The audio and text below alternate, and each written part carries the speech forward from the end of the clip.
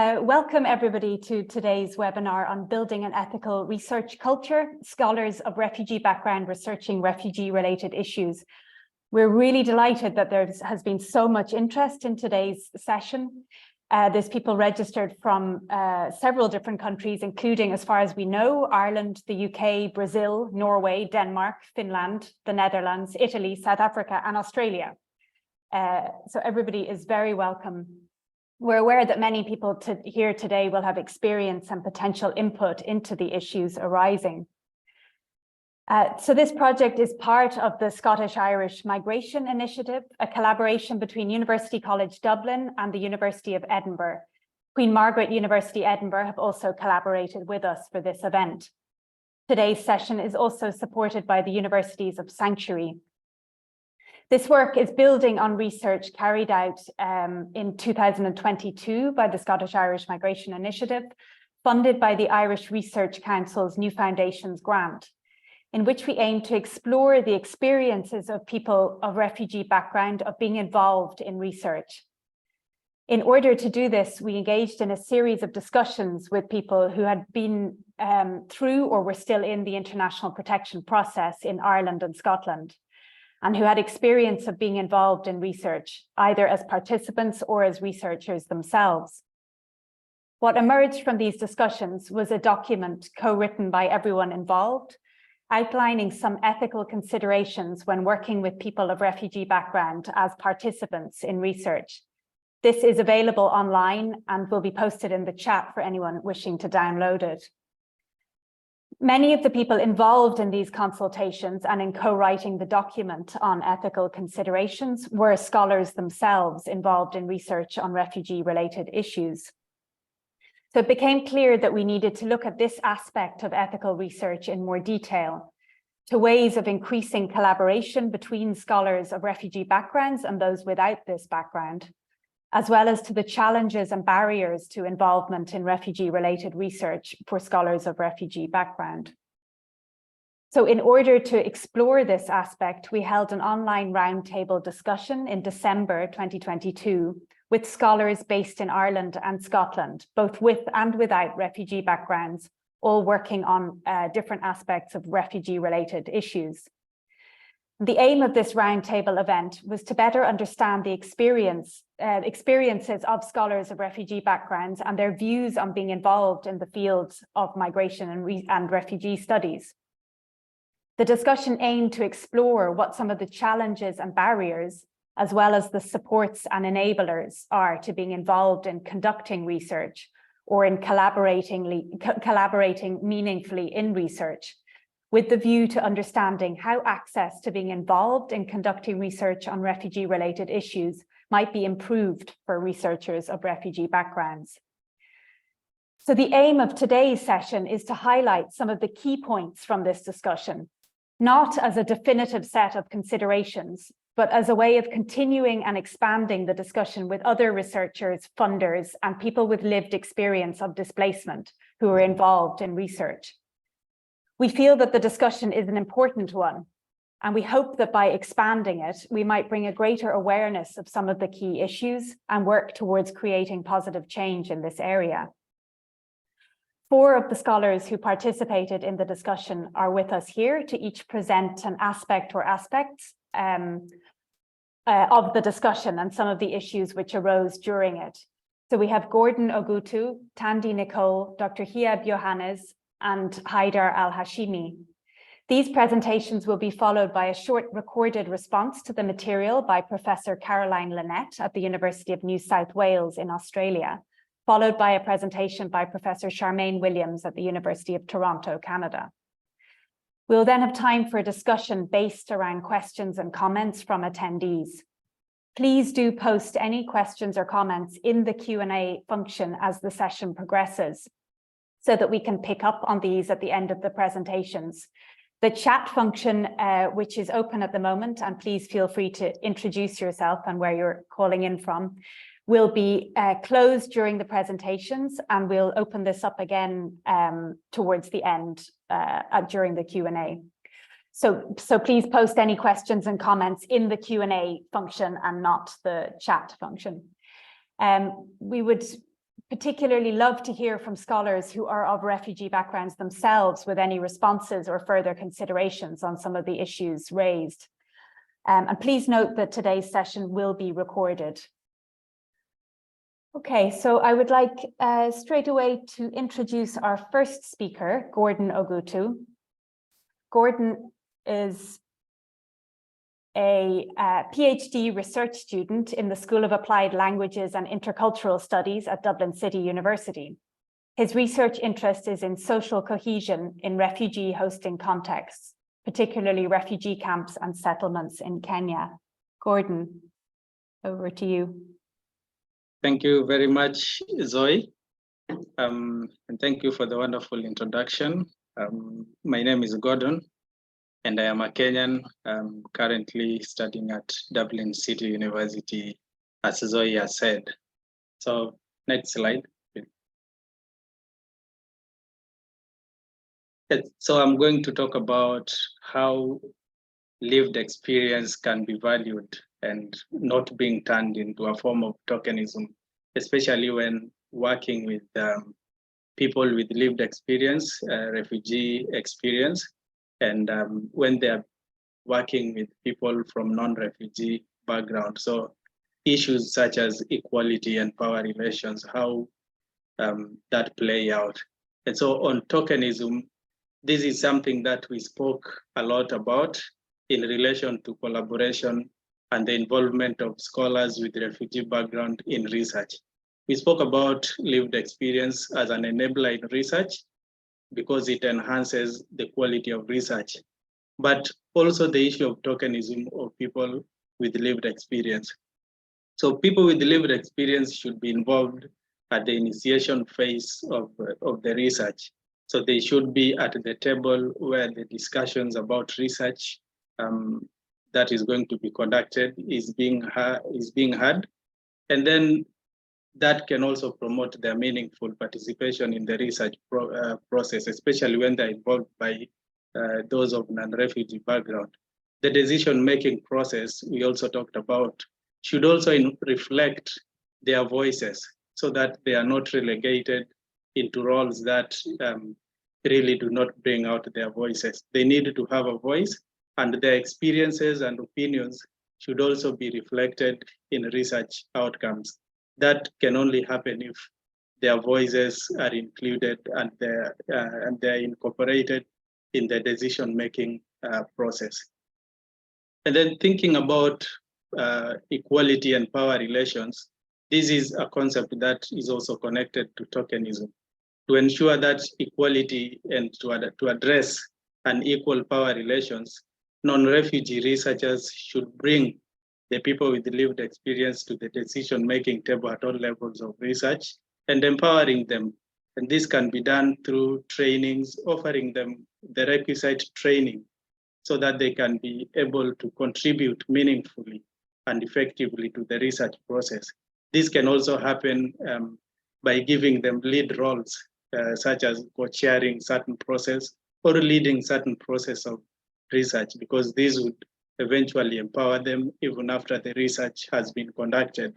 And this could also ensure that their contribution and their presence is also valued in research. The next slide, please. So another issue that we talked about is the idea of peer researcher as an important aspect of involvement of people of lived experience or people of refugee backgrounds, and how they can work together with the people from non-refugee background. But this concept of peer researcher is also problematic in itself. And so peer research is often seen as a way of democratizing the research process because it provides capacity building and facilitates opportunity to co-produce knowledge. But as Mackinnon et al. In 2021 argue, these claims are rarely investigated empirically into the social material work conditions of peer researchers. This way of working, and even the term peer researcher, is also problematic, and it presents ethical dilemmas. And so some issues with peer research that we deliberated upon was this can itself be a form of tokenism and as a way of ticking the box, through involving people with lived experience. There is this idea of picking somebody's brain and then you end up not acknowledging their experience and their input. So that really came out in our discussion. And then there is also the exploitation of people with lived experience. So issues with using expertise of someone with lived experience, and then you end up not acknowledging it. So this needs also to be avoided because when somebody is asked his or her opinion as a person with a lived experience, the common idea or the moral thing to do is to recognize their opinion and their expertise through the research process. And so thinking about the terminology, the term peer researcher in itself is also problematic, as I have said earlier. So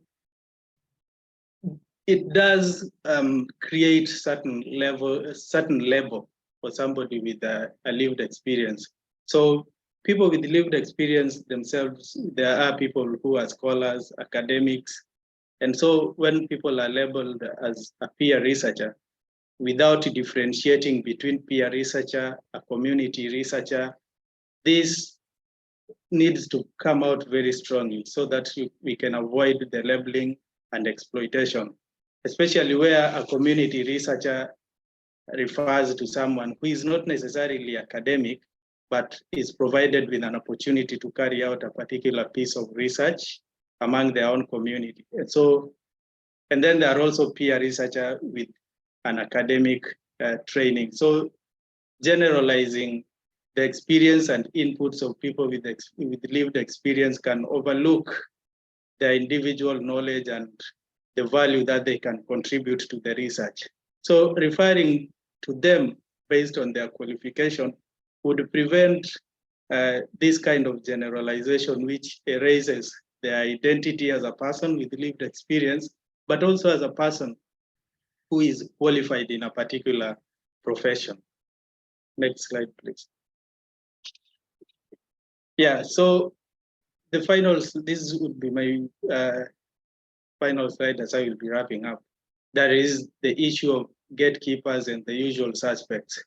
As research into refugee issues and refugee challenges gain momentum, there is the challenge of research fatigue. And so how can people of non-refugee background ensure that they address the issue of gatekeepers and as well as the usual suspects? These are the people who most of the times are involved or are included in the research process. So working with diverse groups of people from refugee background would not only ensure that there is diversity of opinions and findings, but it would also give people a voice, especially when there is in-group marginalization. Because when the usual suspects keep on being, used by non-refugee researchers of non-refugee background, then there is that in-group marginalization, and then there is no diversity in findings and also on the outcomes of research. So continued reliance on the common faces might perpetuate this in-group marginalization of an already marginalized population. This can be addressed, for example, by reviewing the requirements or qualifications, especially if you realize that the people who come forward to be involved in the research are the usual people. So we talked about reviewing the qualifications or the requirements, especially when conducting the interviews, and also looking for suitable participants, because the population of people with lived experience is very diverse. So if the requirements are adjusted, then there will always be people to include and to involve in research, especially that is dealing with people with lived experience. So, yeah, thank you. That marks the end of my presentation. Thank you so much, Gordon, for highlighting these aspects of our discussion. That was great. We're going to pass over to our second speaker, who is Tandy Nicole. Tandy is a software product manager, data analyst, and research consultant. She's also a qualified mental health nurse and CBT specialist. Tandy is an advisory board member for the Scottish Government and non-executive board member for Govan Community Project. We're delighted to have you, Tandy. I pass over to you.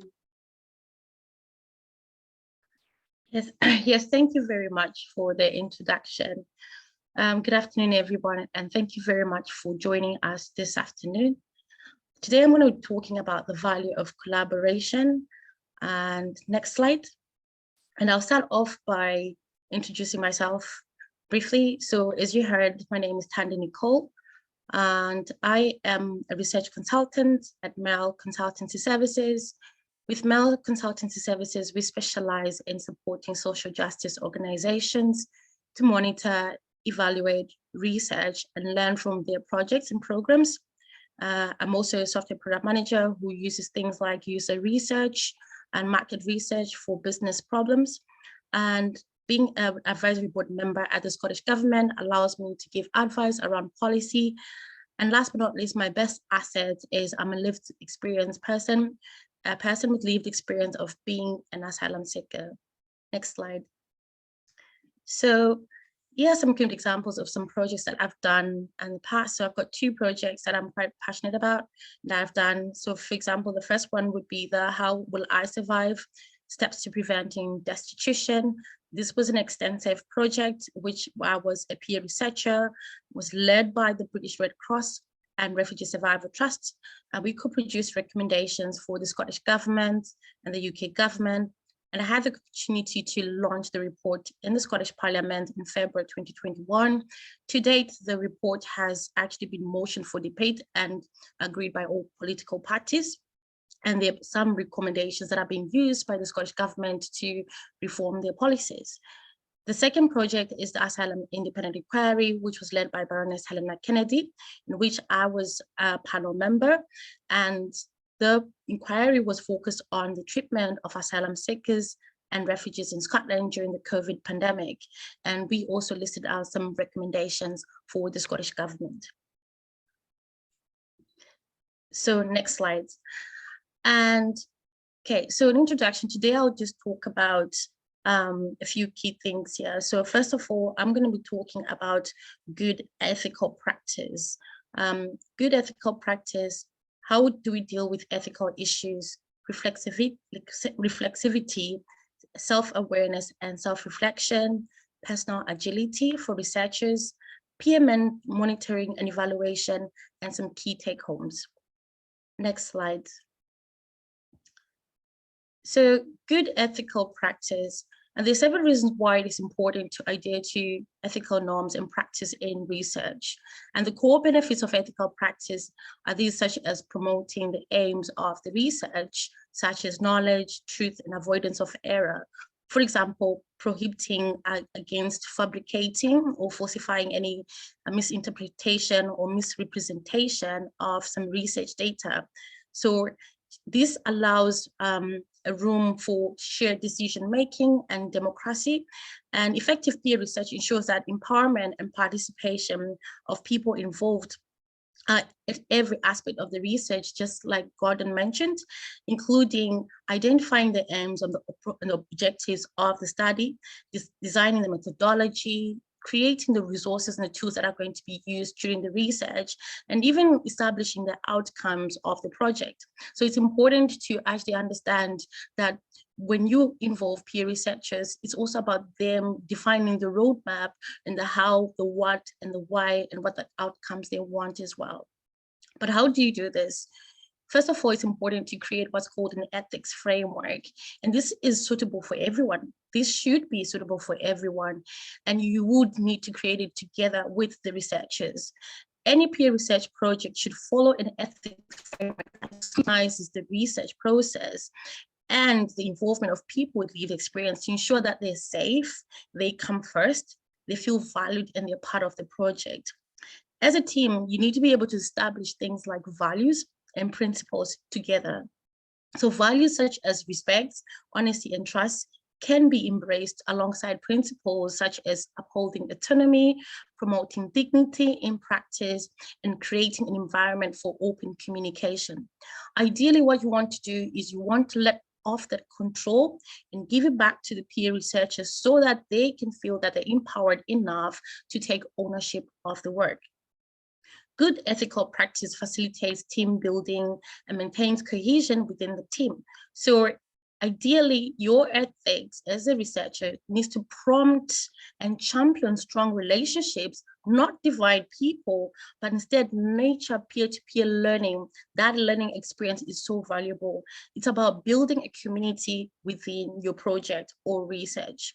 Next slide. So ethics, so dealing with ethical issues, and ethical issues are inevitable and arise when there's conflict between participants and researchers. There's no doubt that every research project that you're gonna be part of or you're gonna lead, you are going to have some ethical issues, but it's about how are you going to deal with it.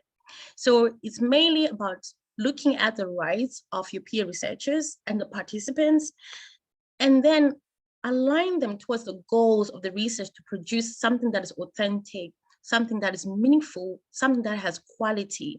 So first of all, you want to start by creating a safe space. A safe space can only be determined by your peer researchers, by you together, and not just yourself. The second thing you want to be thinking about is having an open and honest dialogue. You need to be the listener. You need to take in what's being said.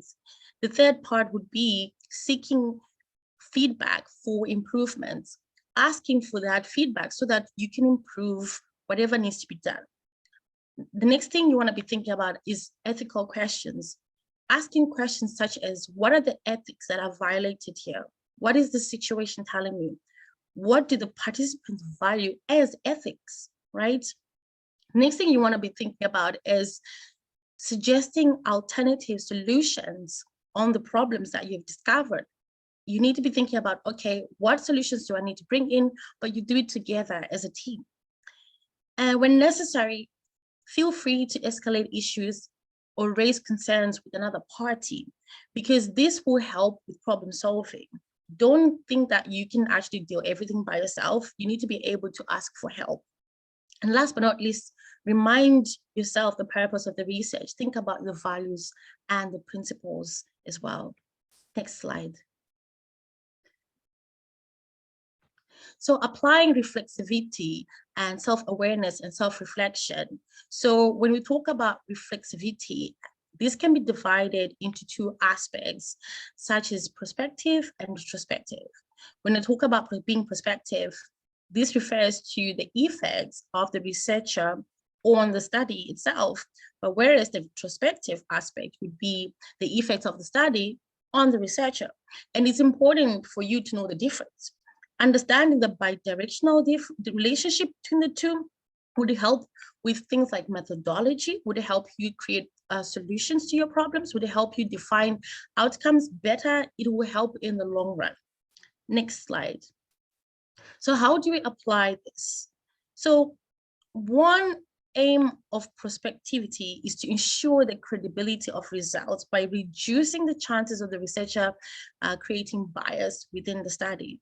So it's about understanding the credibility around it, but having insight and understanding of one's emotions, feelings, thoughts, and thoughts helps to create positive learning experience.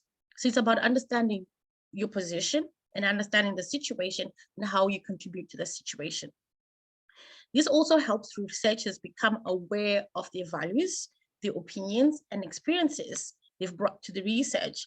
This can be a positive thing, which enables smoother and smarter processes, such as communication and problem solving. Allowing people to use effective conflict resolution approaches comes from understanding your self-awareness and people understanding their own self-awareness and how that affects other people. So ideally, for you to be able to solve conflict, you need to understand your emotional intelligence. You need to understand your strengths, your weaknesses, and that's key to solving all these problems. But then for peer researchers, they would need someone to lead the way, to teach them, to show them, to guide them how to do this. Understanding and self-learning is also important. And ideally, it's about understanding every part of the research process. So one way you could do this is keeping a journal, maintaining an open dialogue, and discussion with other colleagues and researchers. Next slide. So personal agility for researchers. And this is essential about your dynamic capability and how to respond to situations in a timely, innovative, positive, and sustainable way when you need to. So it's about being open-minded to change and explore different approaches which will help navigate uncertainty and complexity. So with peer research comes complications because lived experience itself is complicated. So it's about you understanding how you adjust to change, to needs, to things. When things go wrong, what would you do? How would you make things better? Why is this important? As a researcher working with people with lived experience, your role is to create an environment that is safe, educational, and fun. Ideally, you need to be thinking about opportunities. What opportunities can I create? What opportunities are out there that I can share? This is your responsibility to do that. So some aspects that you need to take into consideration is being able to adapt to a growth mindset, embracing change, and last but not least, thinking about what you can do to lighten the load. If you are overstretched, it's about asking for help and sharing that with other people. Next slide. So monitoring and evaluation is a team sport. Ideally, you cannot do it by yourself. You need to do it together. But what's more exciting is that you can actually do it effectively with peer researchers in every project. Next slide. So for you to conduct things like monitoring and evaluation for any program or projects, you do not need to treat your peer researchers as consultants, but instead you need to establish what's called peer-led groups that are led by peer researchers, because these are the people that are going to give you key insights. These are the people that are going to keep you right and guide you throughout the process. This is a very good experience for peer researchers because not only do they contribute towards the project or towards the processes, but they also learn new skills for development. This can be personal or professional skills. One of the key things that I've noticed in many organizations when it comes to monitoring and evaluation, they'd rather get a consultant, an external consultant, an external agent to do it for them without peer researchers involved. And this is such a disappointment because for peer researchers, they're missing out on opportunities. Moreover, there is a need for you to cover the gap. And last but not least, it's about making a difference to your organization, making a difference on the outcomes, but holding yourself accountable for what's going to be done. Next slide.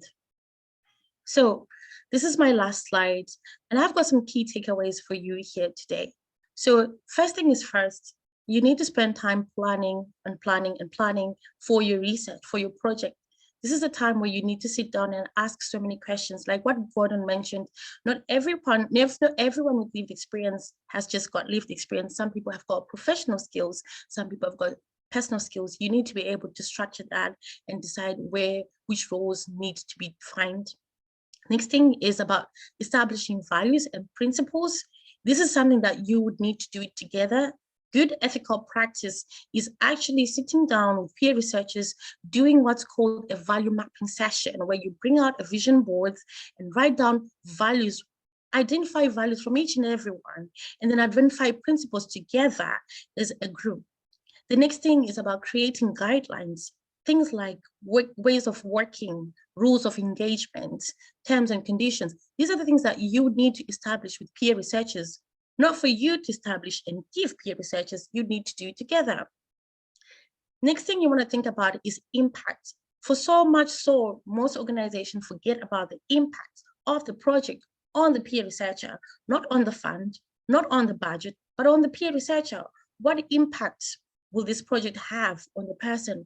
What will they gain from it? And it's up to you and the researchers to identify that. Second from last, ask for feedback. Ask for feedback during the process, ask for feedback after the project, and be receptive to change. And last but not least, keep it agile. You need to adapt to changes as things come and be able to create ways and solutions that work for everyone. Thank you very much. Thank you so much, Tandy, for highlighting some really specific tools towards working towards ethical research practice and collaboration. It was really great. Thank you. So next we are moving to Hiab Johannes, our third speaker. So Hiab holds a PhD from the University of Glasgow entitled The Realities of Eritrean Refugees in a Carceral Age. He currently works at the University of Glasgow as an academic coordinator for CUSP N+. I hope I'm saying that properly. He specializes in decolonial thinking in his research and brings a unique experience and perspective to migration-related policy development and implementation. Hiab, hand over to you. Thank you, Zoe, and welcome everybody. And thanks for the invitation as well. Can you go to the next slide, please? Yeah, I want to raise 2 points in relation to the topic of today's discussion. First, it's essential to ask who and what is the subject of the collaborative research involving embodied subjects. And I'm using the terms embodied subjects instead of people with lived experience, following some decolonial thinkers in this aspect. And scholarship on forced migration heavily relies on empirical evidence gathered from forcibly displaced people, such as refugees and people seeking asylum. And this scholarship, the subject of study is often lived experience itself, as one of my colleagues has stated. And that you can, the slide before this one, or second slide, please. Yeah, thank you. So here, my colleague actually said this, and I am going to quote directly say what he said here. If I were to collaborate with a researcher, we were both going to study my lived experience and the lived experience of people like me. In the collaboration, I am positioned as an object to be known with the assistance of a researcher, as if I am incapable of knowing myself without assistance from others. It's hard to be in that position. It then goes on to say, what does this tell us? Isn't this like saying, let's help you understand yourself and your lived experience? It sounds like a diagnostic exercise to me. End of quote. In these relations of knowledge production, the embodied subjects are positioned both as subjects and targets of collaborative study. In other words, the bodies and lived experiences, or the subjectivity of forced migrants, is produced as a field of struggle and a site that must be controlled and dominated for coherence of a given worldview and order to continue undisturbed. The slide before this one, little bit back, yeah, thank you. And here I am also thinking about the epistemic borders, also the biometric borders and the electronic borders, the finger trips and all the iris scans that happen at the borders. I've come across people who've chopped their fingerprints in my research because borders were fixed in their fingerprints, and they wanted to avoid the Eurodac and all these kind of systems, and that's why they've chopped their fingerprints. And this, to me, this idea of controlling the body are instruments of dehumanization. They are always deployed as part of the borders as well. To me, the body itself is a sanctuary of language and knowledge and life. The body is an archive of stories, mysteries, and memories. The body is a home without geography, an ontological gift. The body of the exiled is a site of loss, longing, and recovery. Loss, longing, and recovery are the lived experiences that we're talking about here today. Lived experience, therefore, is an epistemological position, a site from which embodied subjects see the world in exteriority. It's a site of ceaseless transformation from which the emergent epistemic utterances emanate. The mode of knowing that posits the racialized bodies and their precarious lived experiences as sites of collaboration signify epistemic violence, an invasion on the embodied subjects' bodies and their capacity to know, to feel, to tell their lived experiences themselves. This is my first point. The next slide, please. Stay before that one, please, sorry. Thank you. Yeah, the second point I want to make is here. It's important to also bear in mind the role of Eurocentric institutional practices in creating epistemic borders between the knowable and the unknowable. What is epistemologically prioritized in the knowing of lived experience? Most importantly, what is excluded and produced as unknowable? Some modes of knowing that allow refugees to make meaning of their lived experiences are either destituted or overlooked in migration studies. Here I'm thinking of epistemic utterances such as meditation, praying, but also crying and moving. There are ways embodied subjects often use to make meaning of their lives, to heal their wounds, to make their voices present to us. Refugees, for example, use moving as a mode of survival, and in so doing, shake the very foundation of the nation state and its violent bordering practices, as the Italian philosopher, George Agamben, for instance, would argue. Language is another. What does it mean to do research with embodied subjects in a language that dies them on their lips? The cry is another example. The cry, according to Madonna de Torres, is a call of attention to one's own existence. It's the cry that animates the birth of a theory, a critical thought, and the cry points to a peculiar existential condition, that of the condemned, that of the marginalized, like refugees and people seeking asylum. Every time we hear the shrieks of these painted bodies, they disquiet us, they haunt us, but we really don't grasp them fully. And this is my second point. And last slide, please. Having said these 2 points, let me now state why collaboration is still important. For me, collaboration is about creating conditions of possibility for the emergence of the embodied subjects as questioning, thinking, speaking, writing, and creative subjects. Such a collaborative work is essential to, 1, understand the generative mechanisms causing the precarious lived experiences rather than the lived experiences themselves. Here I am thinking about the structures of coloniality, the inherently colonial logics of power, knowledge, and being, the modes of knowing that we employ to understand the lived experiences rather than the generative factors or mechanisms that create those lived experiences. And the second point I want to make is building a decolonial chorus against the violence of the state and its hierarchized and racialized notions of mobilities and nobilities.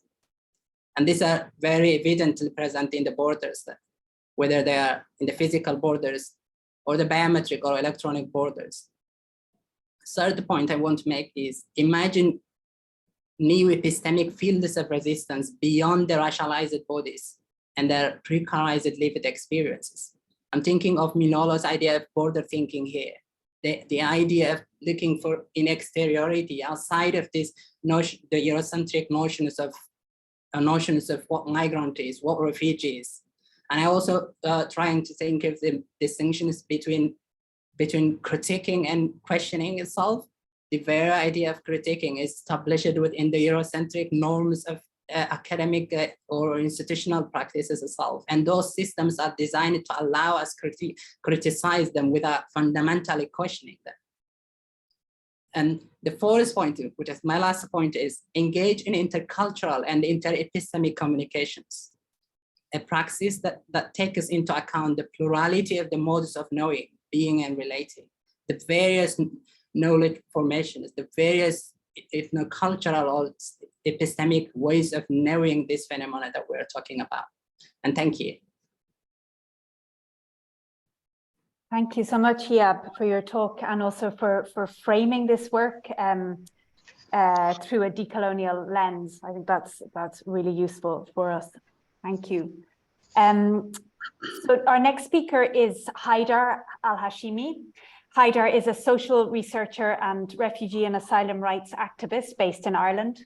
He holds an MA in Family Support Studies, a diploma in Family and Community Studies, and diploma in Community Development from NUI Galway. Haidar will highlight some considerations for universities, research centres and funders, which we touched on in our discussion. So I hand over to you, Haidar. Thank you, Zoe. Hi, everyone. And thank you to Gordon, Tandy, and Hayab for their representations and for discussing some different aspects of the topic covered during our roundtable discussion. I would like to complete this series of presentations by returning to the final question we explored during our discussion, which is, what can universities, research and funding bodies do better to support and enable the environment of refugee scholars in refugee-related research? Many of the challenges and barriers of scholars of refugee background, which emerged during the roundtable discussion, centered around access to funding and the need for more tailored training and support. Excuse me.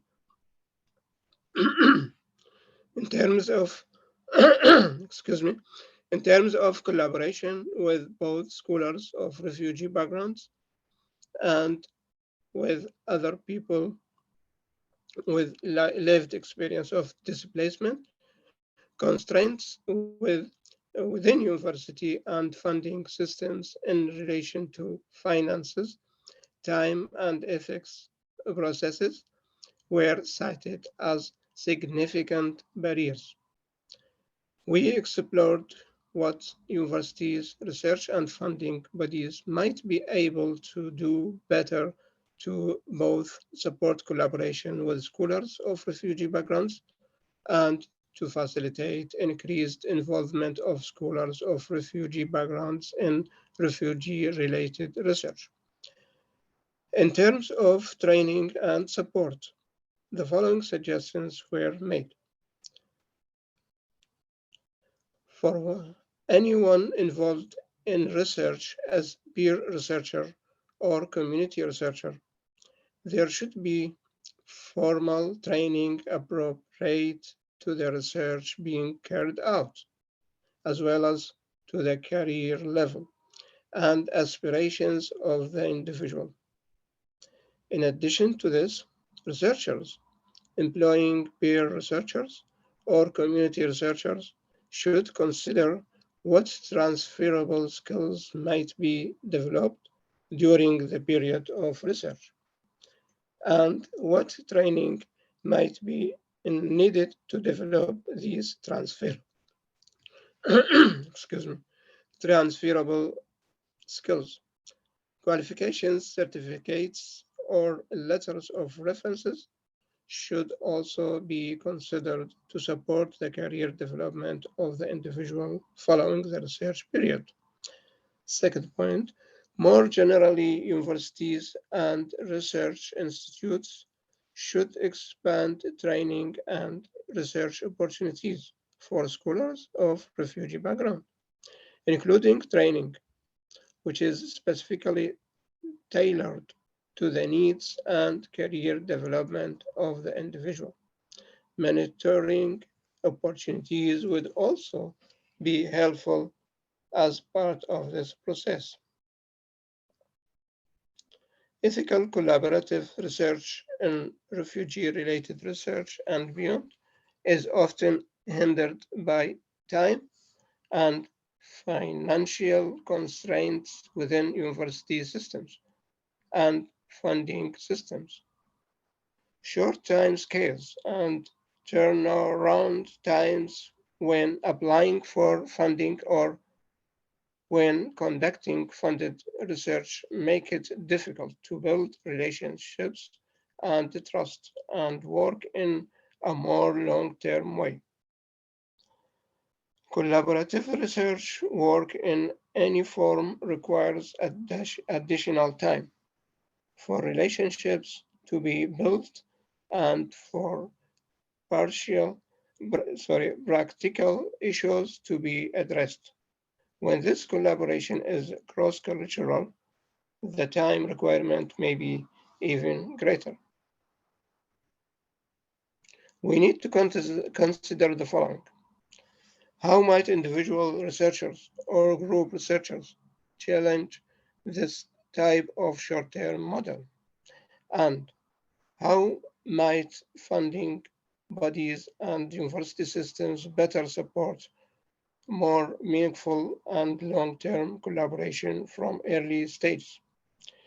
In practical terms, the complexities and bureaucracy of university and funding systems can create barriers to appropriately paying collaborators and participants, to paying people in a timely manner, and to reimbursing expenses for people of refugee backgrounds involved in research in flexible and timely ways.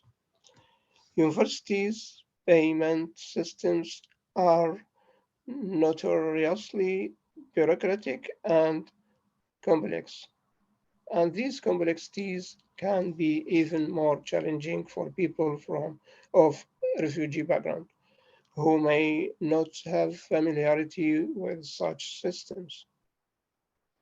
This can be particularly complex where people involved do not have the right to work and can jeopardize collaboration in significant ways.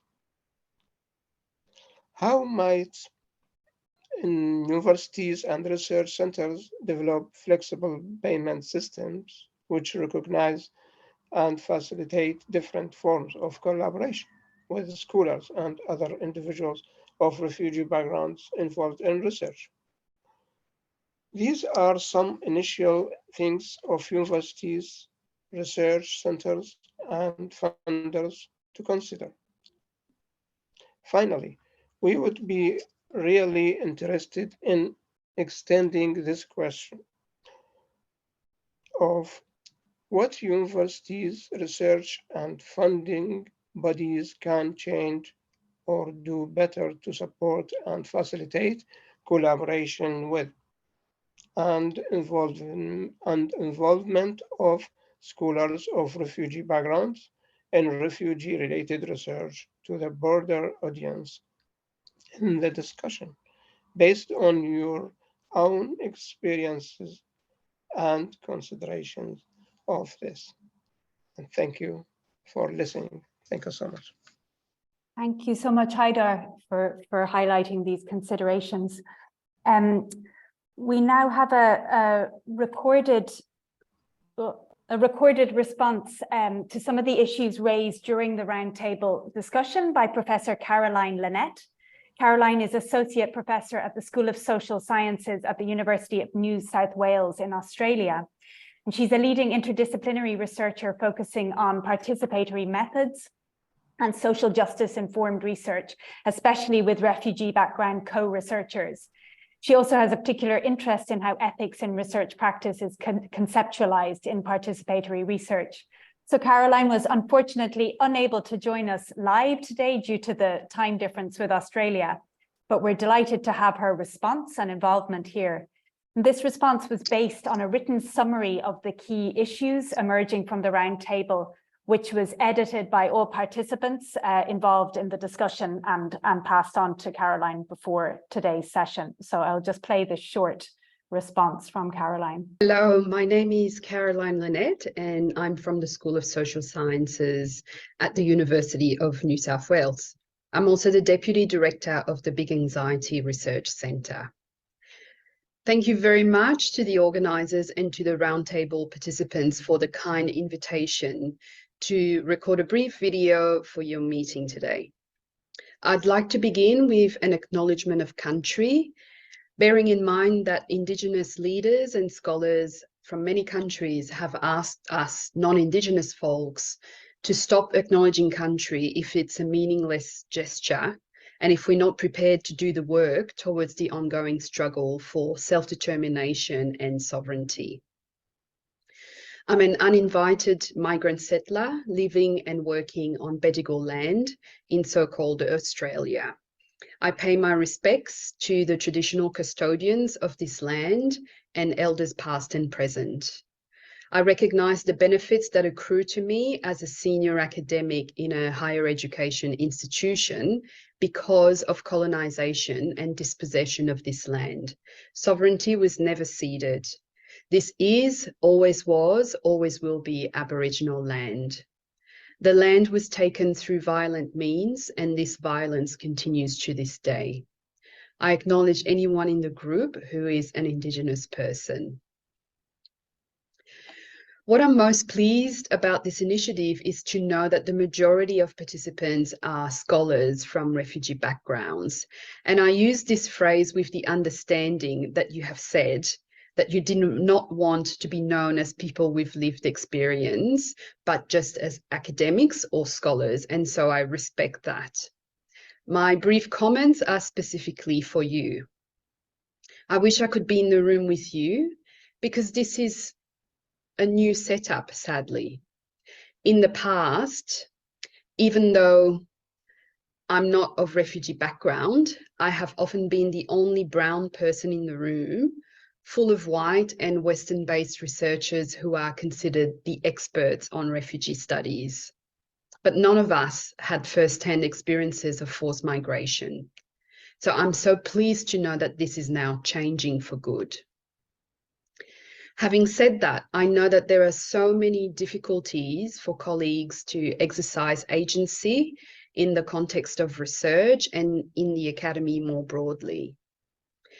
Moving from a role where perhaps you were only viewed as passive recipients of research, especially with a white saviour perspective, to a place where you lead discussions and research initiatives, no doubt comes with its set of challenges alongside opportunities. I very much appreciated you raising the issue of tokenistic engagement. Academia can be a strange and sometimes brutal space, and tokenism is often a strategy to absolve researcher guilt about not ceding space for people with first-hand experience. Presenting superficial participation and engagement as a best practice principle, and then not ceding any control or only to some extent, to me is a huge contradiction. Anyone who is new to academic spaces needs support and not just access to institutions. I appreciated seeing your point about lived experience not being the only requirement to be able to make the most of the opportunities that research and academia have to offer. We need much more than that. And through discussions like the ones you are having in this project, I hope that the key barriers and obstacles become much more visible, and more importantly, that there is intensive listening of what strategies you think would be most helpful and supportive. For me, this fits within the broader need to decolonize understandings of what constitutes knowledge, whose expertise matters, what the best methods are to produce or create new knowledge, and what research models work in your specific context. I would encourage you to have those conversations without any fear. The purpose of broadening research leadership with people with first-hand experience of forced migration is precisely to challenge and to disrupt the way things have been done for far too long. Don't worry too much about how others will react to your views. This is not the time to be polite or restrained. There are significant problems that have plagued the field of refugee studies for so many years that it is high time to change the perspective of who should be leading the agenda and the conversation in this discipline. I would also urge you to move away from words such as diversity and inclusion in your research and in your discussions. These words disguise the status quo. They are feel-good terms that institutions and researchers use to assert that they are doing enough, when in fact more fundamental and sometimes radical changes are needed. When we use participatory collaborative models of research, and when we draw on the strengths of lived experience-led knowledge, we are not interested in maintaining the status quo. In fact, we are most concerned with challenging the status quo. And we cannot do this if we promote words such as diversity, equity, and inclusion. Meaningful change requires being uncertain and uncomfortable. So those terms like diversity, equity, and inclusion ensure that there is an illusion of doing something, but without actually making anyone uncomfortable. The other point I wanted to make in response to your concerns is that I really hope you will no longer feel you have to be grateful for whatever opportunities presented to you. You deserve to be in this space more than anyone else, and we need you in this space. Whenever there are invitations for you to speak, always ask to be the keynote, the main speaker, the chair. When you receive invitations to co-write journal articles or book chapters or books, ask to be the first author, not just someone who offers reflections that illustrate what other authors are saying. The power imbalances in this discipline will never change if we continue to assume that inclusion is sufficient. It is far from sufficient. We need more radical change where we no longer rely on outdated and outsider-based perspectives that only benefit the careers of people who have never experienced forced migration. I hope that you have an excellent discussion today, and I cannot wait to see how the discipline transforms with the collaborations you are involved in and with your leadership. Thank you very much.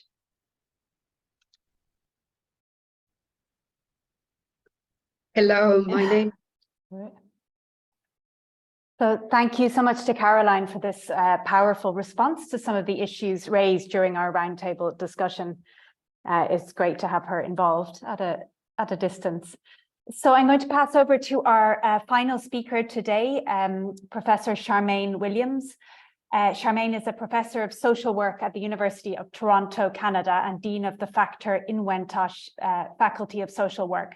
Charmaine's research focuses on health equity issues affecting various populations, including racial minority women, LGBTQ communities, and families affected by mental illness. She has extensive experience developing and delivering professional education in the areas of anti-racism and cultural competence, among other areas, and has particular interest in ethical research practices and the involvement of peer researchers in ethical research. We are delighted to have Charmaine with us today from Toronto. Charmaine, I hand over to you. Thank you. So glad to be here, and thank you for the invitation.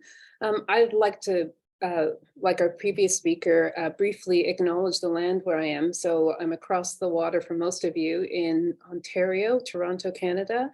This is land that's covered by Treaty 13, which is one of 45 treaties in Ontario, and I remind myself when I say it, that I am part of agreements with the Indigenous people of this land to share it and to use it responsibly.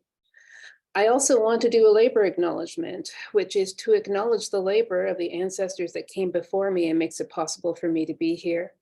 And given the context of today's discussion, I think also important to acknowledge the labor of those people that were enslaved, indentured, forced to migrate, compelled to migrate to build this nation that we call Canada. And I would go on to acknowledge the labor of all the people around me that make it possible for me to be in this privileged position of speaking as an academic here. In today's remarks, I mean, it's been so great to have all these different perspectives, and the perspective that I'm bringing is as a researcher who over many years of research has done projects in which sometimes we were researching things that were part of my lived experience, and many times we were researching things that were not part of my lived experience.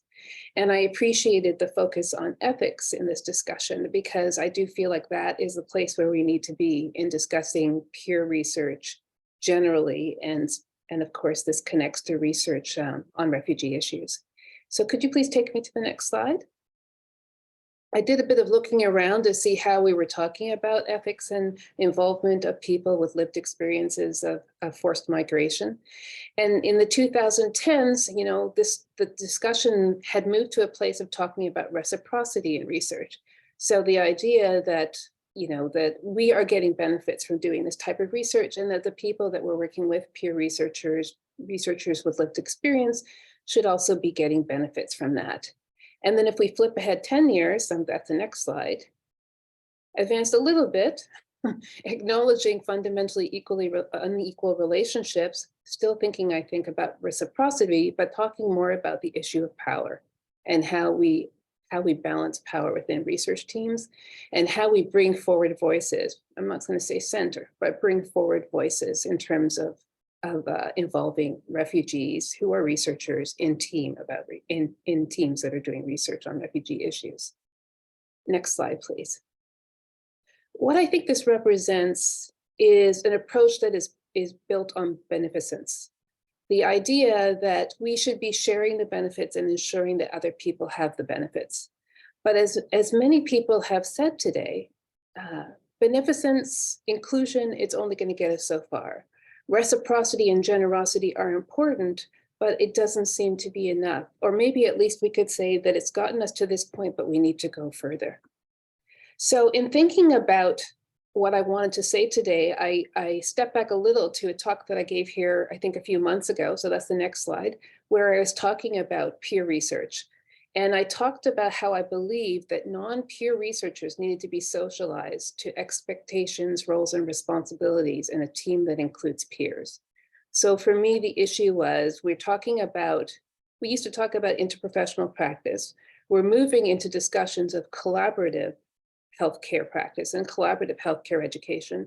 And in those discussions, people with lived experience, service users, peers, these are these are members of the groups that we're collaborating with. And I feel like that is the next step in terms of thinking about our teams as including people who have these experiences in the same way that we would include people that have other professional experiences. So next slide. You know, research teams are defined by the fact that it's a group of people that are working on research together, right? It's a group like any other group. And team members may have different disciplines, different motivations, different aspirations, different cultural backgrounds, as this website tells us, but they all are working towards some kind of common goal that is the research. And so that got me thinking about research teams as groups. What are the ethics that guide group practice? So next slide.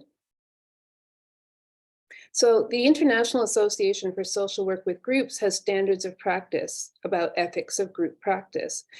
Now, interestingly, I do recognize I'm in a session here that isn't just social workers, but at the same time, interestingly enough, really the only people that are writing about ethics of group work practice are social workers. So we get to claim that territory, I suppose.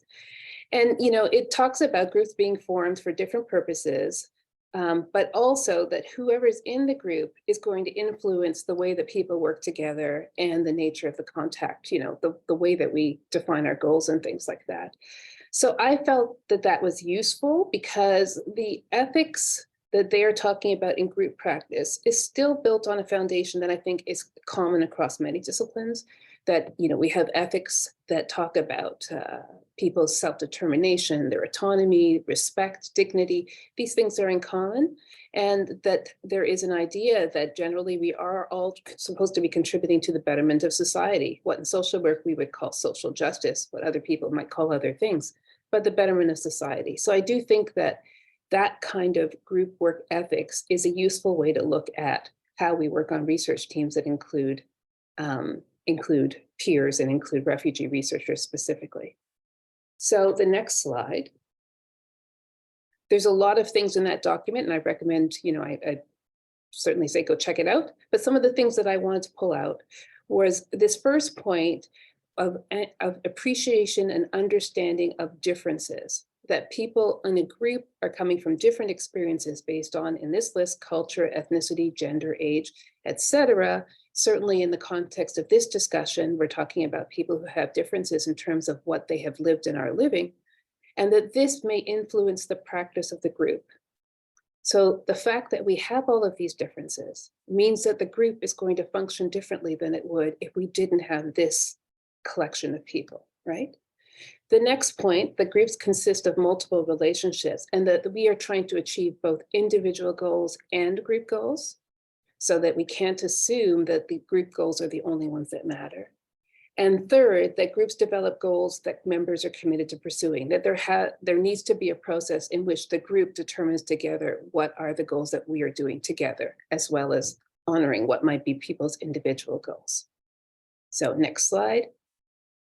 So I decided to read the roundtable document through this lens of group work ethics. Next slide. So the first point I would make is that the lived experiences of refugee researchers are live experiences.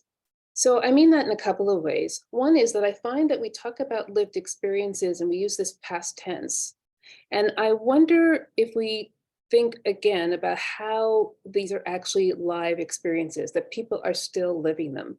And that even though we may be talking about things that happened in the past, they are still, the person who talked about the body today, I think brought that home, they are still living them, right? And so that has an effect on what their goals might be for this collaboration in the research team and how they're able to be in the collaboration. I'm grateful to Dr. Patricia Landolt, who I had coffee with the other day, and I was talking about this, and she gave me this language of different temporalities, that we may be existing in different temporalities. So that can be at the level of within a day where I, as a researcher, am thinking I show up for work at 9 and I end the day at 5. That somebody who is on the team with, representing peer or lived experiences has a different time frame, right? That means that it might not fit into it the same way. And as I've already alluded to, the past may overlap with the present for that person, but also our engagement with the issues. Like my engagement with refugee research may have to do with geopolitical influences that have brought certain groups of people to my land. But for the person who's sitting across from me representing peer experience, that has been a life experience, maybe an intergenerational life experience. And so we're dealing with very different timelines in terms of our commitment to these issues. And in some way, the group process, the team process has to account for these different temporalities. It has to somehow be written into the way that we convene ourselves. It has to be written into the way that we talk about what we're doing, right? This is one of the ways in which we appreciate the differences amongst us. The other thing is that coming back to the idea of lived experiences, something in the past, I wonder about whether the way we think about our goals for inclusion of peer researchers or inclusion of peer researchers in some ways speaks to a process of distancing people from their lived experiences. As people get research experience, and as we move from labels of peer researchers to other types of researchers, even your use of the term scholars of refugee backgrounds, I wonder, where are we going with that? Is it about distancing people? And this is partly coming off a recent discussion I had with somebody who works with peer service providers in the mental health care system. And he says when people, and he has a lived experience and living experience of being a person diagnosed with mental illness. And he said that he no longer will let himself represent peer experience because he feels that because he has now become part of the system, because he's employed in the system, and because he interacts with the teams as a colleague rather than a service user only, that he can no longer be considered a peer. And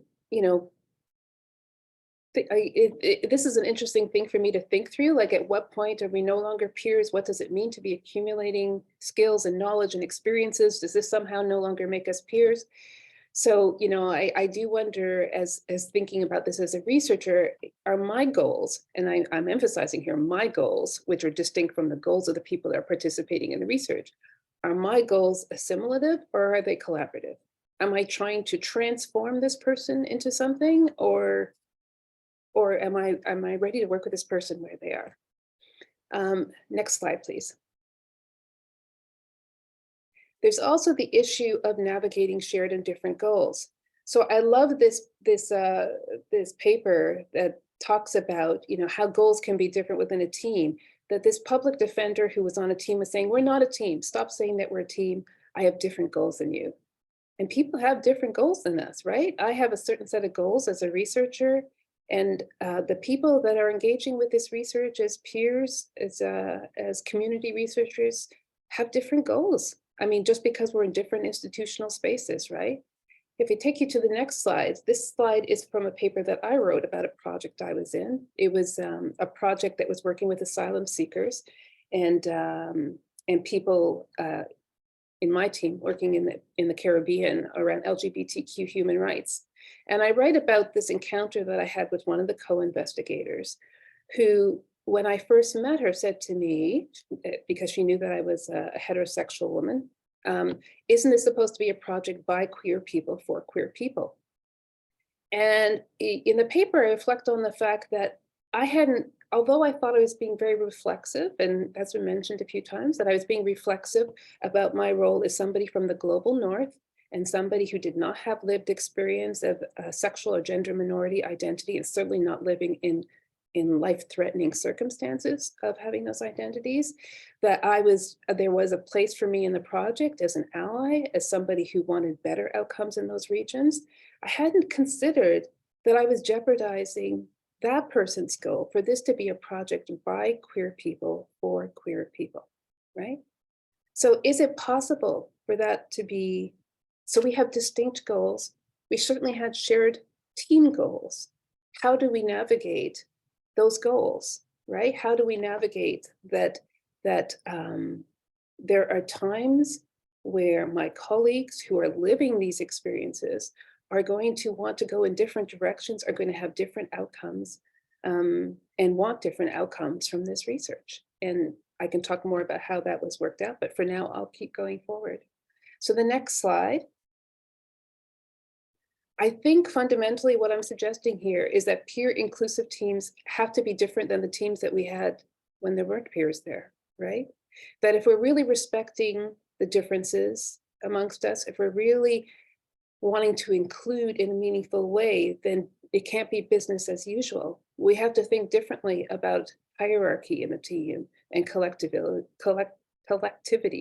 We have to think about what are the different accountabilities and responsibilities we have, which is part of the differences within that group. We have to think about differentiation of roles. I note that the literature is still very much in a place of thinking of peer researchers and researchers with refugee backgrounds as people who are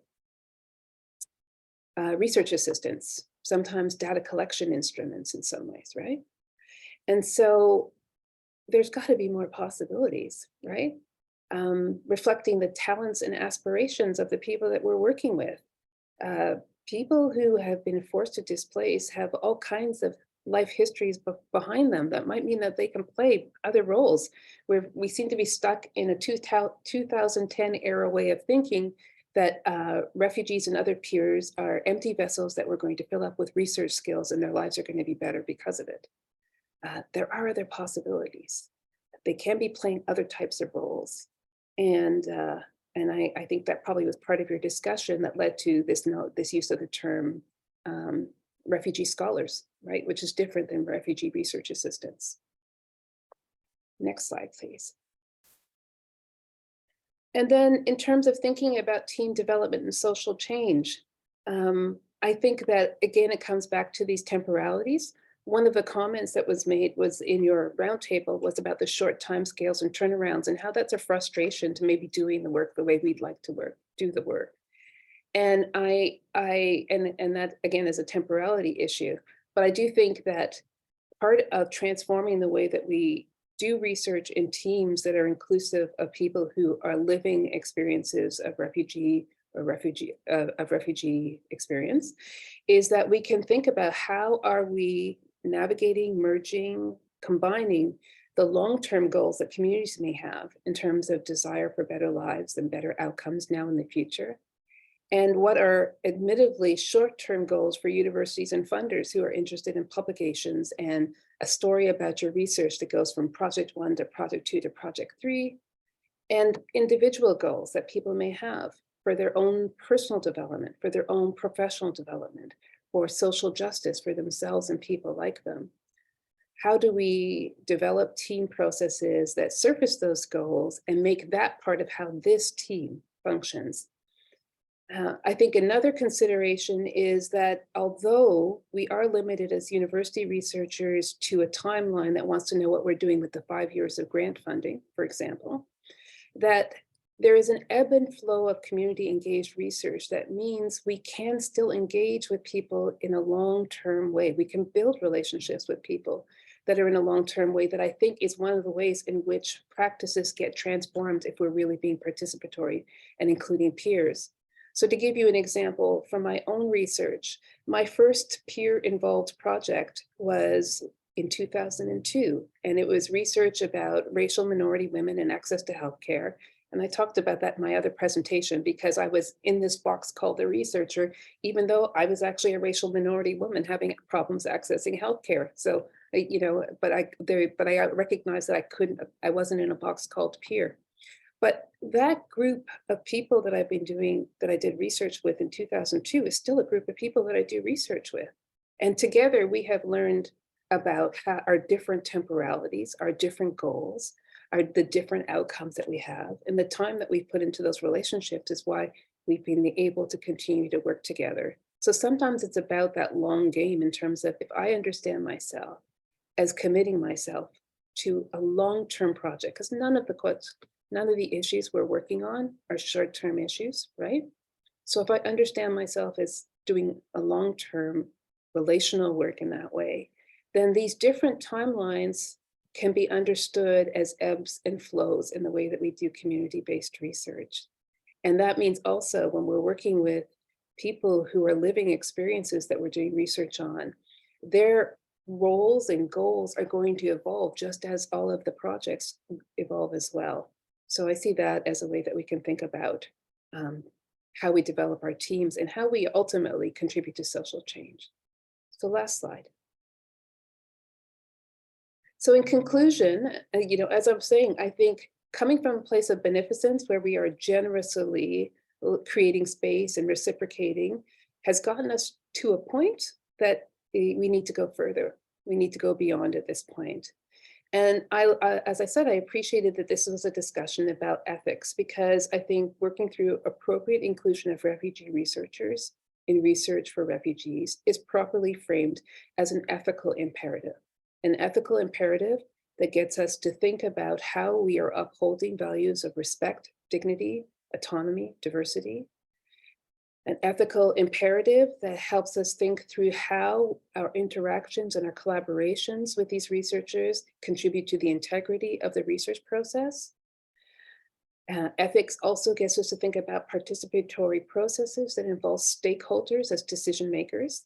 And I do wonder about the use of the language of stakeholders instead of peers, stakeholders instead of community. Are there ways to use all of them together? And ethics that focuses us on the ultimate goal of social justice and empowerment for all of the members of the team, including our colleagues that are living these experiences. Thank you.